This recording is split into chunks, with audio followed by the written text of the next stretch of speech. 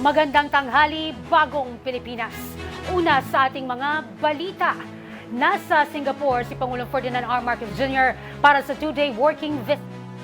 Layo ng pagbisita na paigtingin ang bilateral ties at economic cooperation sa pagitan ng dalawang bansa. Gayon din ang pakikipag-ugnayan sa paghahanda ng Singapore sa pagiging ASEAN chairman sa susunod na taon. Ibinahagi naman ng isang ekonomista ang mga pakinabang at maibubunga ng state visit sa Pilipinas. Si Faith Santiago sa detalye.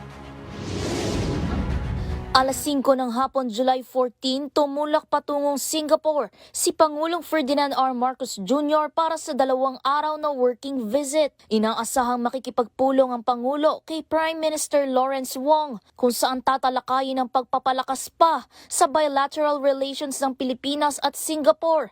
Gayun din ang pagpapalawak ng kooperasyon sa kalakalan at investment, health and environment at regional and global development. Tatalakayin din ang pagpapatuloy ng kooperasyon sa loob ng ASEAN habang naghahanda ang Singapore sa pag-upo bilang ASEAN Chair sa susunod na taon.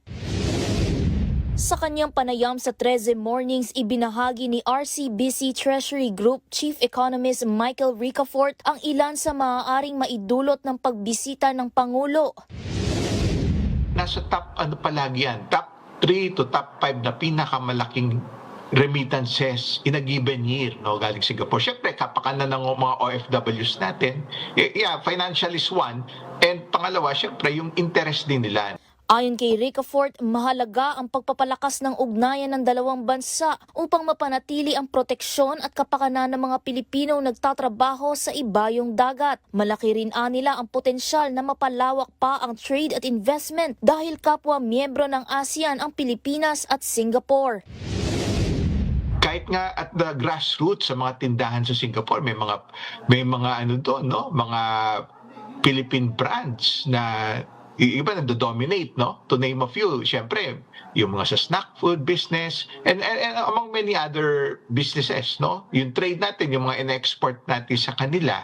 At the same time, meron din naman tayong ini-import from them kasi marami silang high-tech manufacturing doon, no? Yung mga pharmaceuticals, no? Yung mga ibang industrial products, no? Dagdag pa ni Ricafort, maaari ring magbukas ang working visit ng mas maraming pagkakataon sa energy security, foreign investments, labor cooperation at pagpapalakas ng ugnayang pang-ekonomiya. Nakikita rin niya ang posibilidad ng mas malawak na kooperasyon sa seguridad, kapayapaan sa rehiyon at pagbabahagi ng pinakamahuhusay na practice ng Singapore sa high-tech industries, water at waste management, mass transportation at flood control. Para sa totoong balita sa Bagong Pilipinas, Faith Santiago, 13 sa tanghali ng Congress TV.